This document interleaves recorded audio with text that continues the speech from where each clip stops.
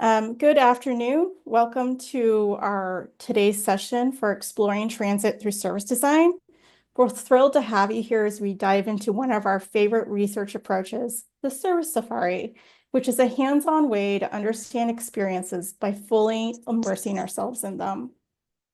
Hi, I'm Becky Shield, Creative and Community Lead at Harmonic Design. Harmonic is a US-based service design consultancy with a purpose to inspire services that are more human, inclusive, and sustainable. Here's our agenda for the next hour. To start, we'll go over a brief overview of the Service Safari method and why it's so powerful. We'll then be joined by a panel of designers to discuss key findings from our multi-city public transportation service safari, followed by an interview with senior service designer Abby Golfo from Boston's MBTA, who will share her perspective on designing for public transportation. And we'll end today with some Q&A. You can submit a question on the YouTube comments below or message us using the hashtag Exploring Transit on Blue Sky. Okay. Here we go. So what is the service safari? A service safari is an immersive research method in which you experience a service as a customer, or in this case, a rider would, without a script, predefined expectations, or structured surveys. Rather than relying on secondhand accounts, you step into an environment and observe how services truly work, feel, and flow with a firsthand experience.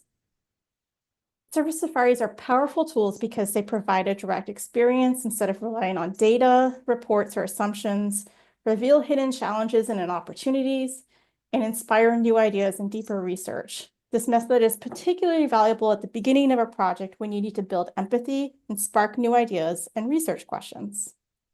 Oops. One benefit from service safaris is that they can be accessible and easy to start. You can try one today. Using our toolkit. The toolkit contains examples, frameworks, and a step-by-step guide. There's no paywalls or signups. It's all available on our website. This is harmonic.com. That was a very quick, brief overview. We're going to now kind of get into some of our findings from our multi-city public transportation service safari. A team of service designers immerse themselves in transit systems across multiple cities to better understand how people move through these spaces. We documented our commutes in Atlanta, Boston, New York City, and Pittsburgh. Today, we'll share insights from our multi-city transit exploration and cover design opportunities and discuss best practices. All right, let's start by meeting our panelists. I'll ask them to introduce themselves, share a bit about their experience with public transportation, and have them share a favorite transit system. Amy, I think we're going to kick it off with you. Sounds great. Thanks so much, Becky. My name is Amy John, and I live in Brooklyn, New York. So if I had to pick a favorite transit system, I'd say it's probably the Metropolitan Transit Authority, or the MTA, here in New York City. I like a lot of things about it, but I was just thinking today about how fun the air train is. It's the one that goes around the airport because it's kind of magical. It kind of like hovers around the track, and it's strange and odd. But then we also have these longer commuter rails like the Metro North and the Long Island Railroad, where you can kind of like settle in and watch all of the beautiful flora and fauna on the Hudson River as you travel north, for example. So the diversity is super exciting, and I really like it. So I'd say New York City. Darwin, how about you? Hi, thank you, everybody. My name is Darwin, and I currently live in Pittsburgh. So I think that I've been to Asia a lot. So I think that one of my favorite public transport is in Japan. I frequently went there and used their public transport. And one of the things that is striking to me is how clean and on time they are, and I also really enjoy how they are often busy, and during the path of our ridership, there's a lot of scenic view that's really important for public transportation, I think. And in the US, I lived in Seattle for about 4 years. I really enjoy the public transport there as well. And what about Meghana? Yeah, hi, I'm Meghana. I'm in Boston, Massachusetts, and I also used to live in New York. So I have to agree with Amy. My favorite transit system is going to be New York City, MTA. But the one that stands out the most in my mind is actually when I visited Dubai and I took their metro rail, and it was so wild. It was like I think some of their lines are underground now, but a lot of them are above ground, like really, really high above ground, to where it kind of feels like you're on a very safe, smooth roller coaster ride, and you have these like amazing views of, buildings in the city. So that's the one that sticks out the most in my head. How about Yeji? Hello, I'm Yeji and based in Atlanta, as you see here. Have a lot of experiences with different kinds of public transportations, traveled a lot, lived in a lot of different countries. I've also lived in New York, so I'm familiar with MTA. And uh, like my favorite transit system is probably in Korea because I probably use that system the most and I can navigate the Korean transit system with confidence. But some other cool things that I've seen before is in Colombia, they have something called metro, like cable cars as public transportations. So the metro cables, those things are cool. Uh, I've tried on the Chinese bullet trains. Those are really, really fast as well. So yeah, I like transit systems and I'm quite familiar with it, but Korea is on the top for me, I would say. Give it back to Becky, I guess. Awesome. Thanks, y'all. I'm gonna stop sharing and we can see more of our faces through the rest of this panel discussion. When we think about public transportation, we often focus on our daily commute, getting to work, school, maybe picking up some pizza, like in a previous example. And we need to be as efficiently as possible. But when we step back and approach this project, we immerse ourselves in a different, through the lens of service design, we started noticing we might things we would normally overlook. I'd like to start off by let's discussing what we noticed when we intentionally observed transit beyond the daily commute. What were some things that stood out to you? You might have not noticed when you were just riding as an everyday commuter. I'll start with Darwin. I know you just moved to Pittsburgh, so a lot of this was with a new experience with fresh eyes. What stood out to you as a service designer on the Safari? Yeah, thank you. I recently moved to Pittsburgh, as you said, and also this is the first time I've used the really amazing service Safari toolkit that we provided back in. And one of the things that I realized is that I would look at things and even think about things that I wouldn't normally pay attention to before as like a regular writer. Um, so for example, in one of the toolkits, you're talking about, we need to pay attention to actors. So as I walk from one stop to another, it made me realize that, or made me pay attention to, oh, this sidewalk doesn't have a ramp to it. How would a person in a wheelchair, for example, would be able to access that? And it also makes me think about some of the noises in the traffic. When it's so loud, how would a vision impaired person be able to listen to audio cues as they need to cross the street? How do they know where the bus stops are? So all of those things that I would have noticed as a regular passenger if I'm not doing researching. So the Surface Safari toolkit is definitely very beneficial for me in that regard. Cool.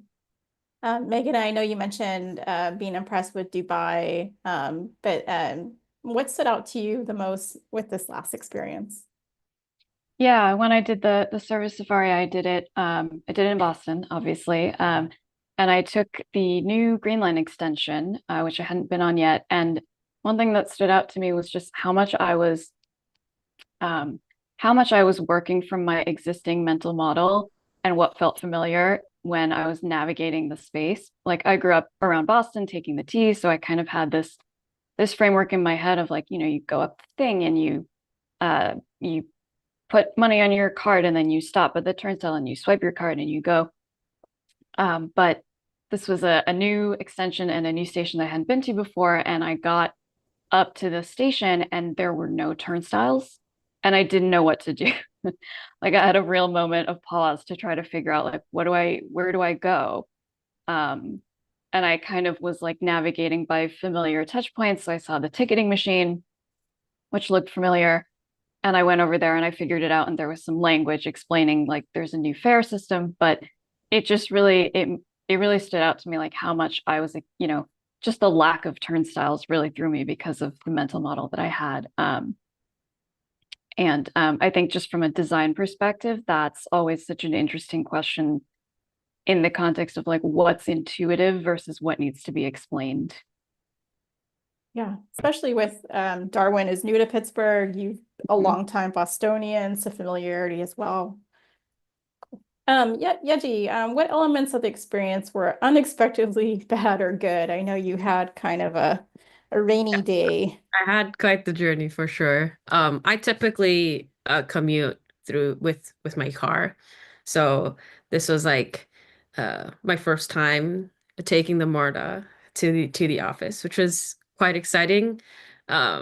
I'll say despite it being raining, it was great to get some fresh air. And I think having the unexpected rain, there are more factors into the experience that you can consider that you probably wouldn't have doing a service safari. Um, and yeah, I guess as I mentioned, the bad thing was the weather, but I see it as a blessing in disguise as someone doing a service safari. You get to kind of experience kind of, I would say a worser case in that particular commute moment. So um that was interesting. And uh it takes a lot of time. I think I saved up 2 hours just to make sure I was okay. It takes around an hour to get there with like walking, getting to the station, and just in case I get lost, which I didn't, thank goodness, but wayfinding as well. So they're good and bad, but I think both all the unexpected experiences, the goods and bads, kind of feed into making your service safari more robust. So that was really exciting. I know we've been talking a lot about how our designer hats are a little bit different than our commuter hats. And some things that we always look at is how we bridge qualitative and quantitative research. So how does on the ground qualitative research like this complement big picture data-driven analysis of transit systems? I'm gonna throw that over to Amy. No small task, Amy. It's a good question. So I'm not a member of the MTA's design team, and I don't know what quantitative and qualitative research they've done. But what I do know is what I see.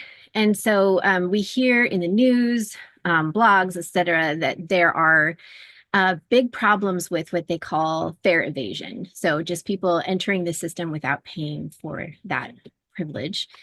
And we've seen some really drastic and punitive measures taken in order to stop this fare evasion issue from happening.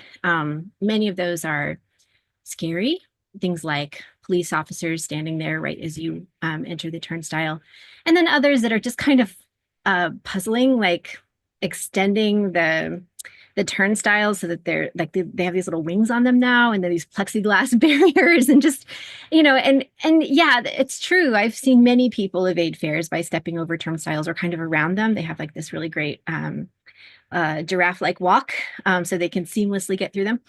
But what I learned in my service safari is that the system that I use, which is to either use my watch or my phone to just scan for entry in the turnstile, is filled with errors. So the first time when I was doing this with my dog, I scanned my watch and it said that there was an error and I got this big red message. And then I scanned it again and it said that I had exceeded my ride limits for the day with this device, with my watch. And so I still couldn't get in. So then I used my phone and it let me in. I was charged 3 times for that ride. And I didn't evade the fare. I paid generously for that opportunity. But there have been other moments where I've been on the train where I swipe or I scan my watch, and then I get a notice from my bank that the charge has been declined. And so I feel like my experience says that maybe fare evasion is still a problem. Maybe not, maybe, yes, fare evasion is a problem. But maybe there are also some challenges with the system that make the quantitative data look a lot more dramatic than it actually is. And so this is just one example, but I think that there are many examples like this that allow us to look at it from a couple of different perspectives when we introduce the qualitative data. Cool. Yeah, I wonder, maybe that's a good question we can ask Abby later about how do they marry all that quant data. Excellent. I think one of my favorite things about working on this project was just to kind of collect these across cities. And I know a lot of us enjoy looking at transit in other cities and comparing them. But beyond individual systems, I think some of our findings was that public transit doesn't exist in isolation. It's influenced by a lot of systems, the design of the city, safety perceptions, and even the weather. And then how do these external factors shape our experience? Were there moments that transit felt unexpectedly seamless, or times when outside conditions created new challenges? So I'll kick it back over to Yeji. I know you lived all over the world, have seen many transit systems. What elements of transit abroad would you like to see adopted in US cities, or even your hometown, Atlanta? Oh, there's a lot, because I feel like I've went in different systems and saw a lot of things. And honestly, I think right after we've done our Surf Safari, I went to I traveled to Korea, so I was able to get a fresh view. I still had that service safari lens when I was traveling, so I was taking photos of stuff, things that what you just asked about, elements of public transportation somewhere else that we could possibly bring in the United States. Uh, like the most exciting thing that I saw there was like they call them the igloos. So because it was in the winter, super cold, you have these little pods where you have the screen of what the weather is outside, like advertisement, things like that. And you can walk inside of this igloo and be warm while you wait for the bus to come or the train to come. Something similar is that if you don't have an igloo, because those are a bit more, I would say, expensive to install and it takes up a lot of space, you would have some of these like I was waiting. Yeah, you have these benches that heats up. I was waiting to go to the airport and it says if you sit down, the seat will heat up. And I was like, oh wow, what is this? And yeah, I think I don't know how it works, but by the weight of someone, it starts heating up. So it felt good waiting, I would say. I was like, wow, it would be great to have something like this here in the United States, because I know with my service safari experience, there was no waiting area, just a very sketchy looking pole with some information. So you kind of had to know that that was a bus stop and like know that by heart by experiencing it. No seating area, so just standing in the rain. Yeah, it would have been nice to have an igloo or heated ceiling. And I know something that I always think about when it comes to accessibility is um, I'm always amazed in just the sheer amount of walkways and tactile paving that they have for crossroads and for folks that maybe have different experiences with wayfinding in Korea at least. So you have those Lego looking yellow blocks and lines everywhere that it's honestly fun to step on for normal folks, but I know it's like just having that everywhere and that consideration of people who have different experiences, it'd be great to bring that and adapt that into the United States so that transportation just becomes more accessible to all different kinds of people. So yeah. Yeah, I know we all have really strong opinions on this. Yeah.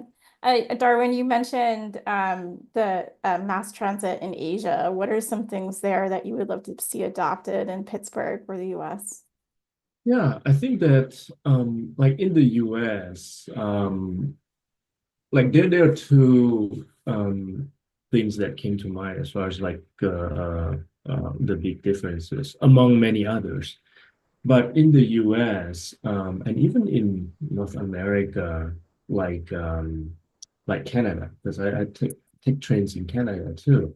But uh the train stops, the train stations in the US, they seem to be like a place where uh, people would just go ahead and do transit immediately, and then they just go to the next whatever the final destinations that they want to be.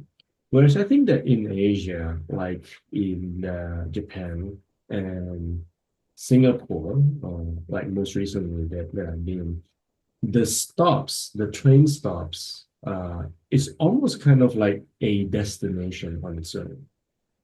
It's whether some of them are kind of like touristy, but a lot of them are spots with a lot of like really lively commercial industries, and there's a lot of mom and pop shop there as well.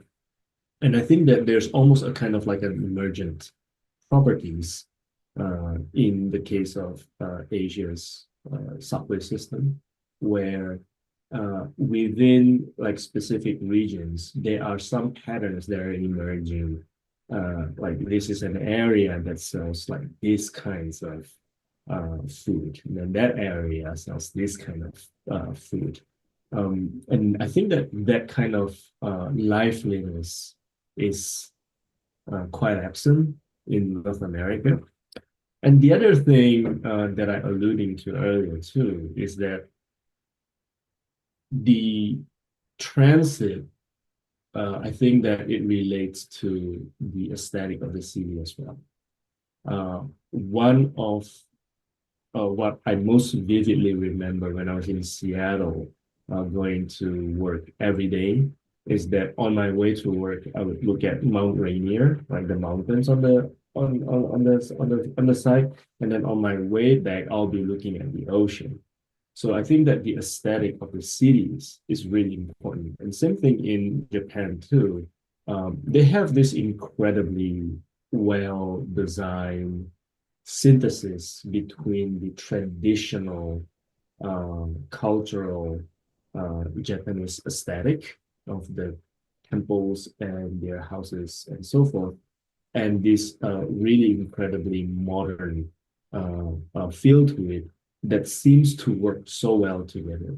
So for me to get from one station to another or one stop to another stop, the travel was not, it's quite enjoyable actually. Whereas in the US, from one stop to another, the travel is, I would say, more laborious. And you just want to get to the other stop very quickly, more efficiently, rather than take your time to walk and enjoy the surrounding. So I think that if in Pittsburgh, which has a lot of potential because it's a beautiful city, if they can incorporate more of that city aesthetic as a part of their transit design, I think that would be great.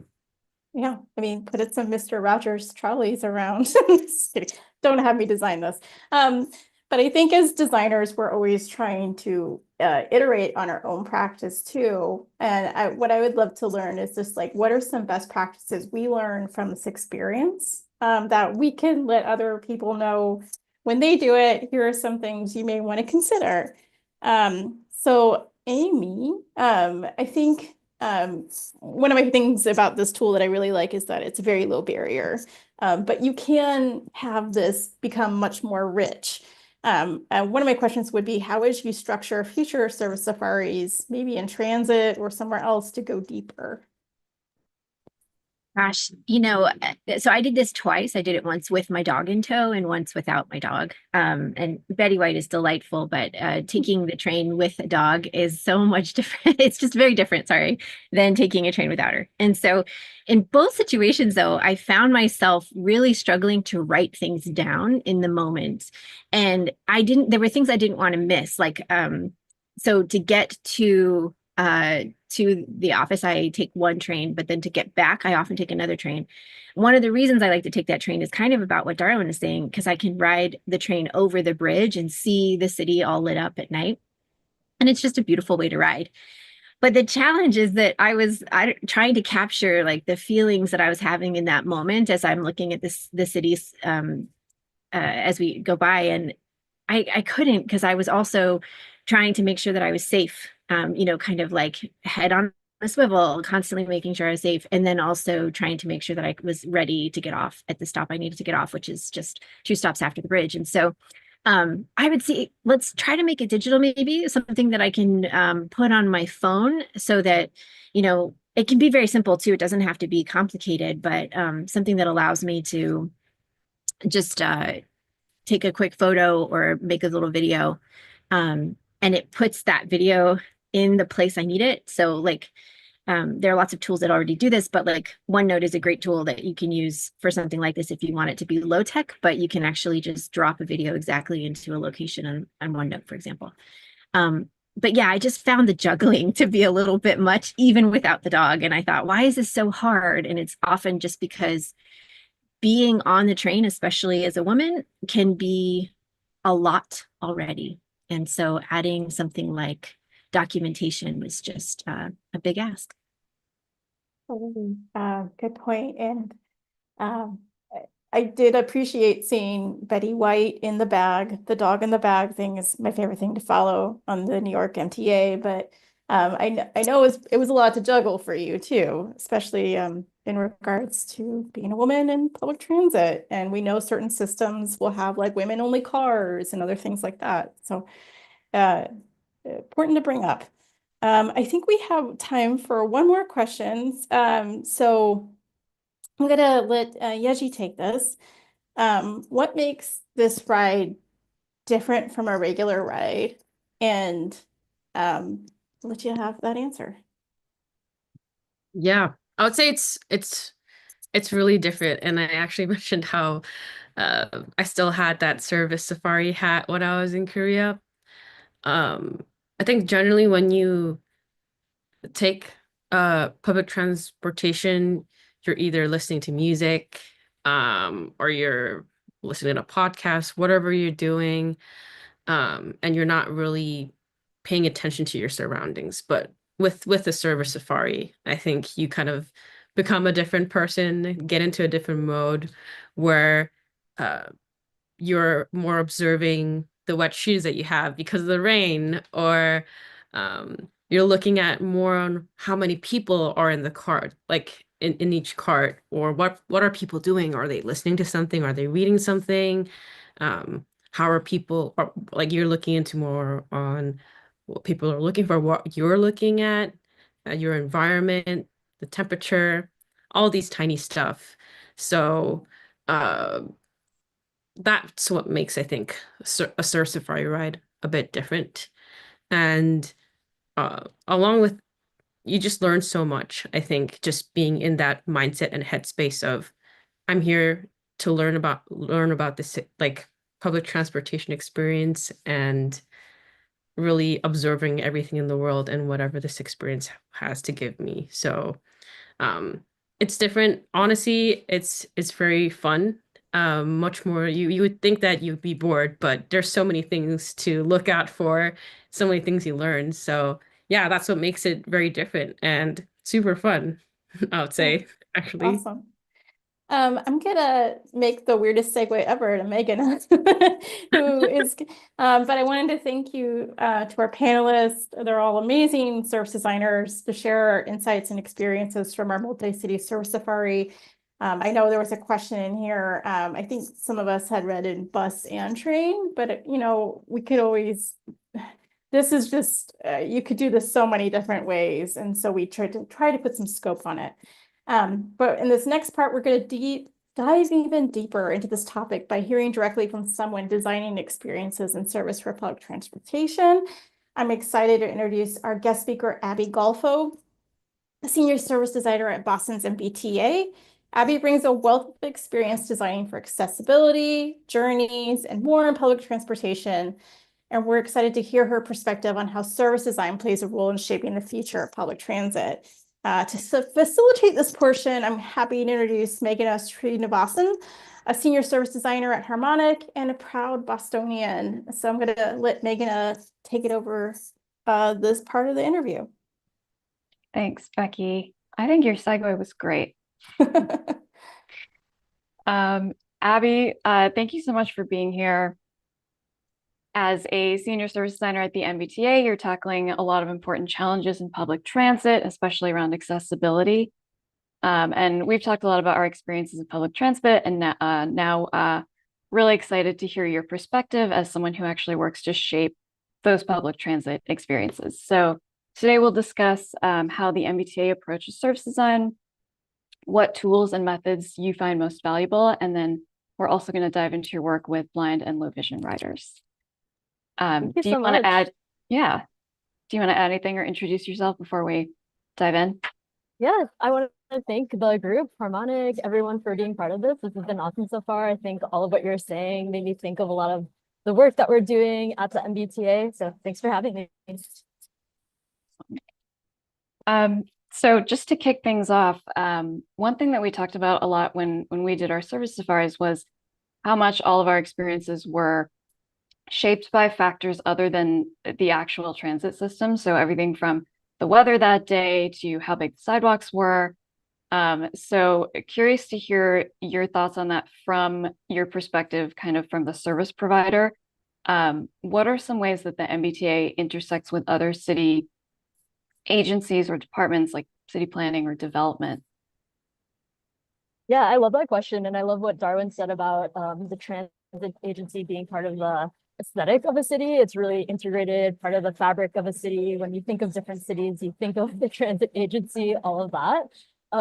Being a transit agency in Boston, we were actually at state level agency. It's different agency to agency, but the MBTA stands for the Massachusetts Bay Transportation Authority. So we cross the city of Boston, but also other cities and counties within the greater Boston region.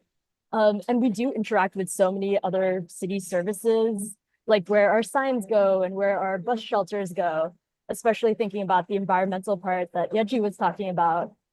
Who's cleaning the snow in front of our bus shelters is it MBTA services or the city services or the county ones? So it is really integrated and very well connected. From a fares point of view, when I first joined the T, I was part of the reduced fares team. So people who will qualify for reduced fares, like low-income youth, seniors, people with disabilities, people who are blind or low access, they can apply, see if they're eligible and get reduced or free fares. And this is heavily integrated with city services or social services, our RMV. We call it the RMV in Massachusetts.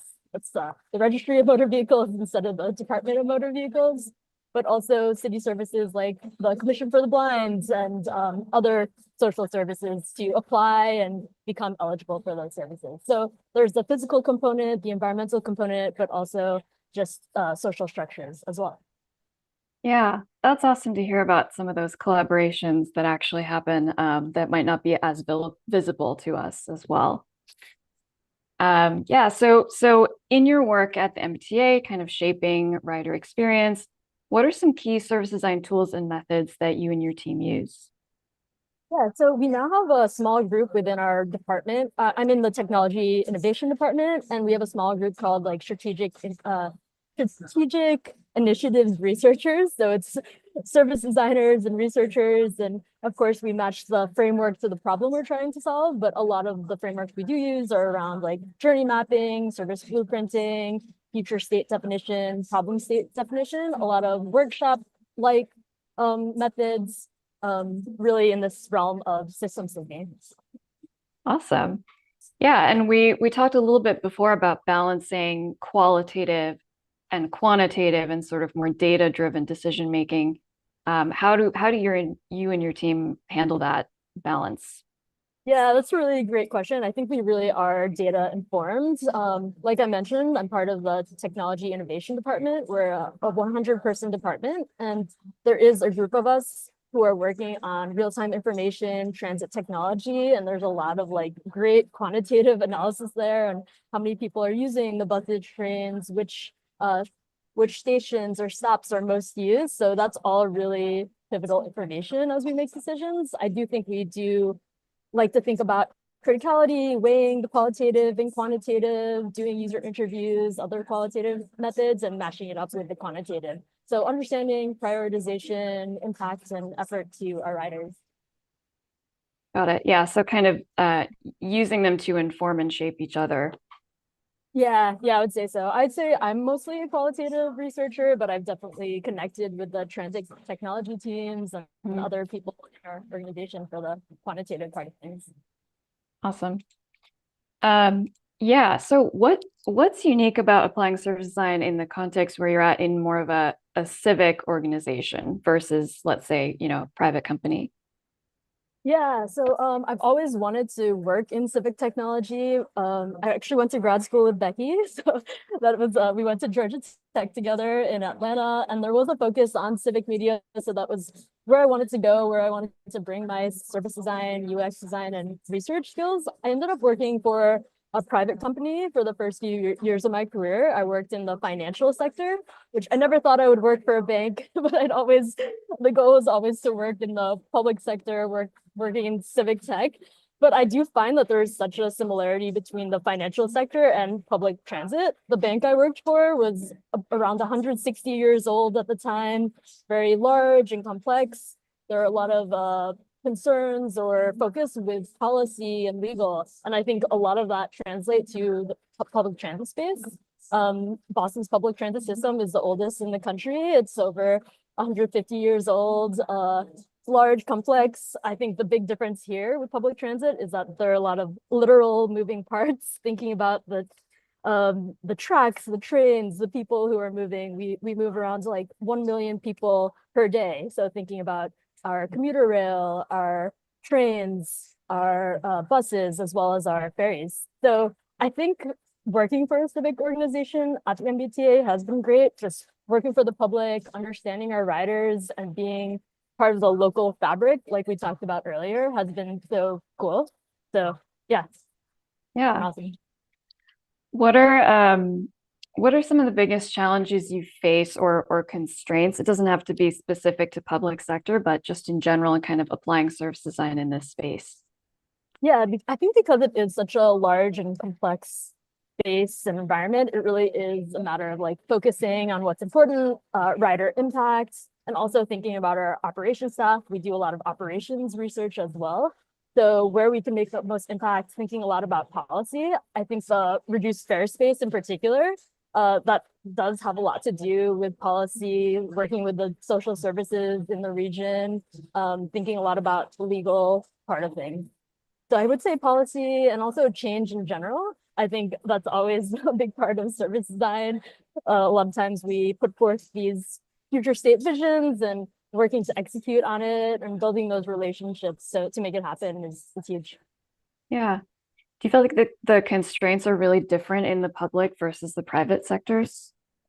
I think they're similar, but I do think public transit in particular is very unique in that it is so physical, and because a lot of people have been here a long time, so understanding people's point of views and working together and being like very integrated in that. Yeah. Do you have any advice for designers who are interested in doing what you did and working in a civic organization or in public transit specifically? Well, I think the big thing, I think this probably goes for all of service design, but I think a lot of it is about relationship building and systems thinking, being able to zoom out and zoom in and work with different groups from the public transit side, thinking about the rider experience, but also the operations experience. How does this affect our operators, our dispatchers, people who are working behind the scenes to make the system move? I think a lot of it is also really like focused on riders because we're a public agency. There's something else I was going to say. Oh yeah, I think I was going to say when I saw this job, it was like a dream job of mine to be able to work in public transit as a service designer. So it's been really awesome to be doing this. It was my 3-year anniversary last Friday. So I've been doing this for 3 years and the team is amazing and really dedicated to our riders. So it's been really fantastic. That's so cool. Congratulations. Thank you. It was on Pi Day, so I'll always remember. Bonus, yeah. Are there any specific skills or mindsets that you find are especially valuable for applying service design in this context? Yeah, I think in public transit in particular, I think having an interest or experience in public transit, using the system. I actually didn't live in Boston before I had this job, so I moved for the job, and now actually I live near Meganot on the Green Line extension and use it day to day and get to experience it as a rider. So experiencing the morning commute when the Green Line extension is like very crowded or the rush hour home, and also experiencing those delays as a rider and really empathizing as well. So I think being able to experience the service, empathizing with our riders is huge. Having that systems thinking approach is all really important to be a service designer in civic tech, but public transit in particular. Yeah. So diving a little bit deeper into your work, I know that your work includes, understanding transit systems. You mentioned operations research, and then also, how riders experience transit through mental models, which we were talking about a little bit earlier. Can you just unpack a little bit what all of that means and how it helps the MBTA improve its service? Yeah, so as a service designer at the MBTA for the past 3 years, I have worked on a bunch of different teams. I mentioned the fares part of things. I've also worked on the operations side of things, doing that kind of research. So to hone in on the mental model piece, our principal researcher, Jessie Richards, she really focused on understanding rider mental models for our department, and mental models being that internal representation that users have, understanding rider beliefs and expectations. We really wanted to hone in on that, understand the different phases of the experience from waiting for a ride or a train, and then taking the train to leaving and getting to your destination, much like the service safari you all did. So that was really pivotal for our team and department just to align on that and be able to focus and find opportunities and gaps. In my work in particular, right now I'm working on more rider facing things, but in the past I worked on the operations side more from, for those who are familiar with Boston, our Green Line is technically light rail. So this is like a tram or a trolley. You might not think of it as a tram or a trolley, but it works a little different than our heavy rail, which is our red, blue, and orange line. So we wanted to understand like the headways, the time between trains, making them consistent rather than having people wait like 20, 30 minutes, but having like, and then 2 minutes for the next one. So we're doing a lot of research around the dispatcher experience in our operations control center, and understanding how dispatchers connect with operators and make decisions around that. I'm not working on that anymore, but I have some colleagues who are. So it's been really fun to get that part of things. As a rider, I didn't really know much about that, but I got to get the behind the scenes and understand what decisions went into that. More on the rider facing part of things, I work a lot on accessibility related initiatives, including our paratransit services. Like under the Americans with Disability Act, all public transit agencies who have fixed route services, so trains, buses, trolleys, they have to have complimentary free paratransit services, which is scheduled door-to-door shared ride services for people who have disabilities, either temporary or permanent. So at the MBTA, we have paratransit service called The Ride, and we really wanted to understand that experience. So we got to look at all angles of that, both the operations side and the rider facing side too. That's awesome. Yeah, I wonder if you can share an example of, how you kind of use that type of journey work or mental models or even the operations research to sort of create insights that then shaped experience or helped identify some of those changes. Yeah, so speaking specifically about that paratransit work, we worked on that in the beginning of 2024. We really wanted to understand the technology infrastructure, the frontline staff experience, people who are reservationists and dispatchers who are connecting with riders, as well as the rider experience.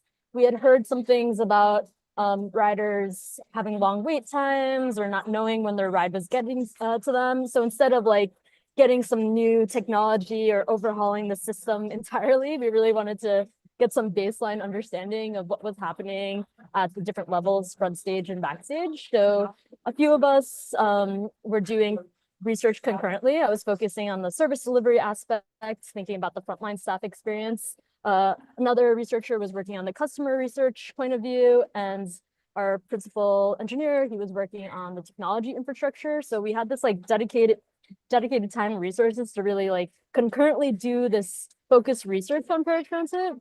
And from there, we were able to sort of prioritize, connect our findings and find like the through line between them, do some root cause analysis and put forth like a current state understanding, current state service blueprints of what was happening with paratransit, as well as developing a North Star experience vision, what the ideal state, what we wanted to work towards was. This was really fun work. It was about 5 of us working on this for 4 or 5 months. And from there, we did put forth that North Star experience vision. And one of the pieces of that was actually like real-time vehicle tracking for the ride. Again, this is shared ride, door to door. Prior, customers would just get a window of time, a 1-hour window. So we heard a lot of stories about people waiting for their ride in the cold, in the winter, maybe getting ready much earlier, 1 to 2 hours earlier, and not knowing exactly when their ride was getting to them. So that was part of our vision. And a few months after we put forth this vision, we actually got to make this. And so it's called Ride Along. It launched in October, and this is a link that's sent through text for customers who are opted into text. And through that link, you can track where your vehicle is with an ETA, and it updates every minute. And this went out to a small group of people, like over 400 people. And we found since October, every week, about like 80% of people who receive the link actually click it and use it. We've been able to do, prior to launch, we were able to do accessibility testing and usability testing. So we met with people who are blind and low vision, who use screen readers, as well as other people who are customers. And then after our launch in October 2024, we've been able to do interviews as well. So really getting up to date on people's experience. And it just so happens that I am working on a project now with people who are blind and low vision, and some people are customers of the ride as well. So I get to ask a few questions about that too. I think the other day, someone used the Ride Along link for the first time, and I got to be there when he first used it. That's awesome. Is the other project that you're working on, is that the wayfinding app? Yeah. Can you tell us a little bit about that? Yes, so the MBTA is currently piloting a wayfinding app for people who are blind and low vision. It's called Navolens. It's in progress right now, but we'll have a lot more to share in like the coming months. It's been really great to work on this, but basically it works through these codes that are available, accessible through the Navolens app. It gives directions, and at bus shelters would give other information to you. So we're starting to pilot that. We're doing one-on-one usability testing. We really wanted to make this like a focus effort, where we're doing that usability testing one-on-one, going through different scenarios. It almost reminds me of the service safari. We're going from station to station. We're also doing a bus scenario with the bus shelters as well, moving around the city with the codes, testing out the codes, how they work, placement, messaging, all of that. Yeah. Can you talk a little bit about how you're engaging with blind and low vision riders throughout that process of research and testing? Yeah, I think because we're a public transit agency, we are pretty well connected to different parts of the city services, like I mentioned in the beginning. But we have connected to different agencies and different schools in the area to recruit users, and we have a rider research list, people who have opted into doing research with us too. So that's been a great source of like meeting with people, connecting with people, since this is such an involved effort. I think since the beginning of my time at the T, have been doing accessibility type research, so have connected with people and been able to meet with people that way. So, and also sometimes it's through word of mouth. Someone does a session and they tell their friends like, oh, hey, you should sign up and see if you're eligible for a study. Oh, that's great. Must have been a positive experience then if they're sharing with Yeah. their friends. Yeah, yeah, exactly. No, it's been great actually. Yeah. That's awesome. Any next steps or things that you're excited about in the future that you want to share? And then just that'll be the last question, then we'll go and see if there are any audience questions. Yeah, for this pilot, since it's in progress, we have a lot to parse through, but we will be like publishing a report that will be available to the public through our accessible technology webpage on mbta.com. So we do really want to share the knowledge and the experience that people have had. So yeah, that's something to look forward to. Yeah, I think there's a lot on the docket, a lot of interesting things that my colleagues are working on from a strategic research, service design perspective, UX design perspective, and so forth. So we're sort of reaching all areas: bus, train, fares, internal tools as well for our public information liaisons and like screens. We just released, not myself, but a team in my department just released an internal app called MBTA Go, which has been amazing and very well received.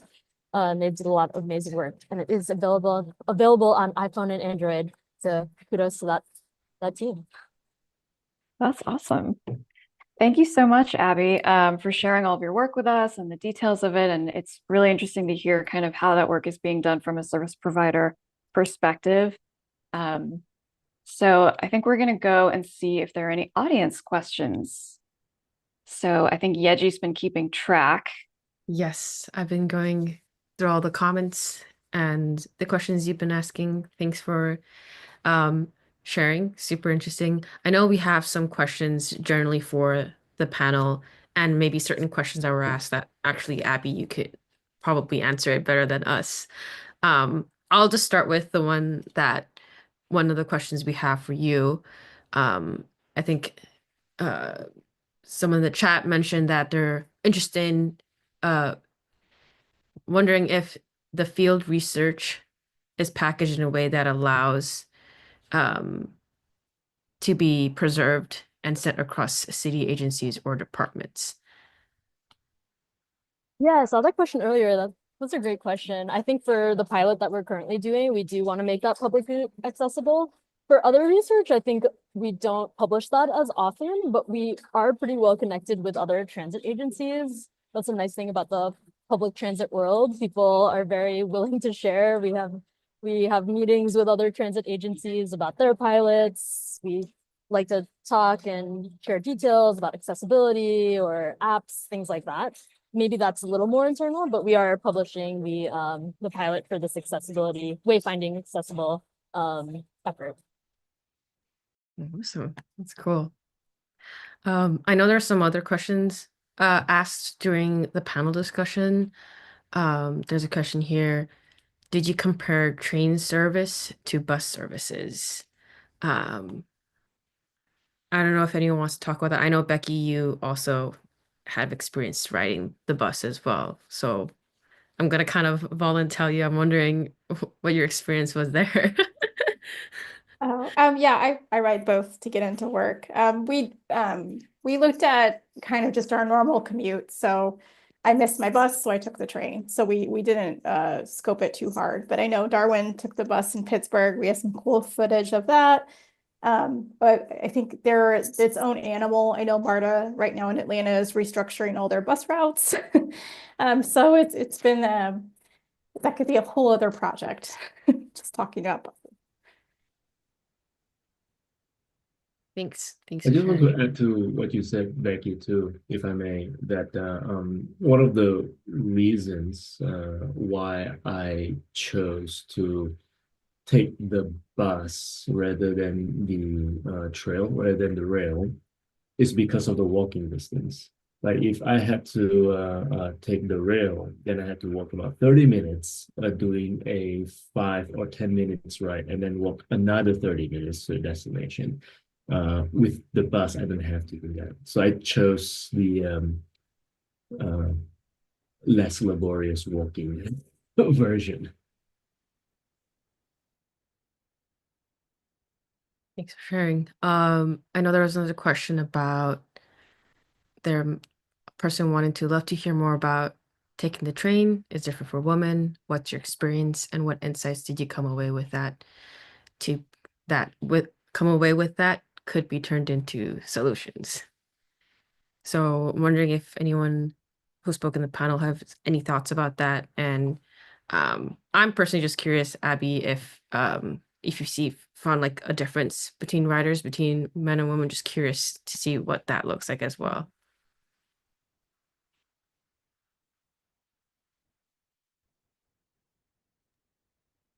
Yeah, it's definitely something that we think about, and especially as we recruit users for different efforts or writers for different efforts, we do want to have like women represented as well, different ethnicities, and that's something we think about as we recruit.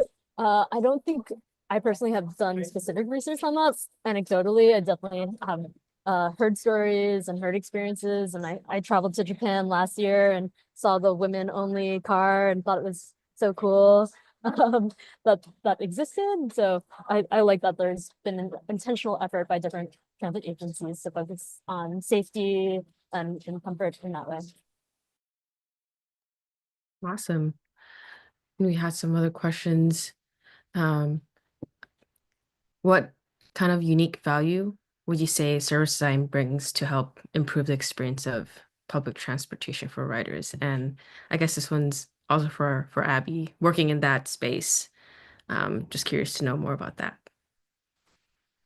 Yeah, I know for me, it feels like it makes so much sense because service design is about systems, being able to zoom in and zoom out and seeing all the moving parts. And because a public transit agency does involve so many factors, so many staff and riders and different modes of transportation and different parts of the journey, it almost makes perfect sense that service design is integrated within transit agencies. I don't think there are a ton of service designers who are in-house at transit agencies. I do think we are the technology innovation department at the MBTA is one of the biggest like transit teams of this sort. So it's been really cool to have that dedicated focus. Yeah, that's so true. I mean, I think the work with service design and just with systems and with just public transportation, it kind of marries quite well, I would say. Um, and just, I think probably asking last two questions before we wrap up. Um, just wondering if, I guess I'll just end the last two questions asking you, Abby, since we have you as a guest. Um, did you have some things surprising or unexpected insights that you learned while you done your research? Something that you've never seen something surprising before? Yeah, I think we have talked about like the environmental element, like the weather impacting people's experience. And I think I've definitely seen that during our research that if it's a cold day, being able to use your phone is hard if you have gloves on or Amy, you mentioned like having a dog. We've met with people who have guide dogs, so they're holding on to their guide dog. So thinking about that environmental experience, especially because a lot of us work on screen-based things and phone-based apps, understanding how people do that when there are so many environmental factors. So that's something that's been surprising. And I think just seeing how public transit enables people to get to where they need to go. I've heard people say that MBTA has been so empowering for them. But I know as a rider, we've also heard, Megan is probably familiar, heard a lot of complaints too about the service. So seeing like all the different sides of public transit, what it helps you do and what it prevents you from doing. I know we're uh, kind of at time, but I really want to squeeze in just one quick question. Just curious to know what you think the future of public transportation would look like in 10 years. Are we all gonna have heated benches? Oh, heated benches? Yeah. I love that. I love the idea of going around the room for that one. I think my answer is really around accessibility. In 10 years, my hope is that public transit is fully accessible. I think Darwin mentioned this, but having audio and visual equivalency is really important. A lot of people wear headphones on the trains, and being able to know what's happening too, that making things audio and visually equivalent and accessible in the environment, tactile strips, wayfinding. That's sort of my dream world for public transit in the future. I And love that. I may, if I may add to that too, I really, this is my personal dream that many US cities could be more public transportation centric rather than auto vehicle centric. And I think that there's a lot of really beautiful places in the US. I think again, like Pittsburgh, I think that is a really beautiful place. I think that the city needs to take advantage of the beauty that they have to offer and really integrate it into what moves people around. So that'll be my dream in 10 years. Darwin, you're reminding me of a lot of the artwork that is sort of nestled in the New York City public transit system. And it's all so unique. We've got like mosaics on the walls, but then also as you travel across the bridge, you can see it depends on how fast the train is moving, but you can see this artwork that is lit up and it kind of looks like an animation if the train is going fast enough. And just artwork everywhere, poetry that's put up in where the ad space is. Just really beautiful moments to celebrate art, but also to celebrate the city that we live in. And so I'd love to see more of that in the next 10 years. We've seen less of that after the pandemic, and I just crave more of the sort of heart and soul of the city through artwork in our transit system. It's just a nice way to get from here to there when you can see something beautiful. Becky, you I- want to help us I wrap? think we should just end it on beauty. We're designers. Let's end it on beautiful areas and improving our liminal spaces and getting us from point A to point B. Thanks everyone. That brings us to the end of today's conversation. Thank you for joining through this session. Huge thank you to our incredible panel of Amy, Darwin, Megan, and Yeji for sharing their insights from their various cities and various transportation. And of course, a big thank you to Abby Golfo for giving us a look inside MBTA's approach to service design and transit. If you want to dive deeper, you can check out Abby's work. Sounds like it's coming out soon, and there's some news articles. And then also check out the sorry, I can't talk anymore. The toolkit on our website and give it a go. I think we're planning another event around this later this month, so stay tuned. We love to keep the conversation going. Share your thoughts using the hashtag Explain Transit on Blue Sky or comment below on the video. And you can always drop us a line at hello@thisisharmonic.com. Thanks again, and we'll see you next time. Thank you, everybody. Thanks.